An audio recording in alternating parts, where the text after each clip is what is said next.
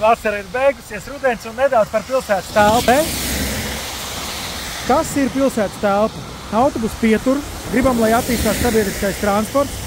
Nu, es šeit pat nerunāšu par estētisko, kas kā tiek uzkurts un uzturēts, vai arī par šo, kur mēs redzam no Maskavijas dažus video, kur atstāja stabus.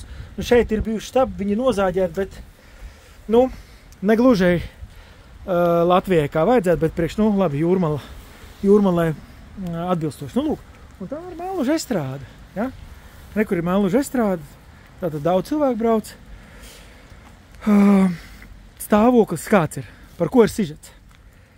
Jā, ne par to, ka ir viss sarūsējis diezgan pašvak izskatās, ne par to, kad ir palikuši šie te divi fantastiskākie momenti. Miskas ir, tas izolīt, tas ir labi. Bet ja nepareizi izplāno, nu cik tad mums ir tas sausais vai, ir vēl kāds, nu labi, sausais vai slapjais laiks. Nu kā cilvēks, lai šeit apsēžās? Līdz ar to, nu tāda nojume nav gluži bezjēdzīga, tu te vari vidū stāvēt, jā, noslēpties no tā lietus, bet, nu paskatieties paši, nedrīkst būt tā, ka sols paliek slapjs. Nedrīkst tā būt. Tas nenozīmē, ka Jūrmalā bija konkurss uzreiz par entajiem miljoniem chromētās nerūsēšā tērauda jēburta uzreiz autobus pieturs jātais. Pieturam jābūt arī funkcionālām.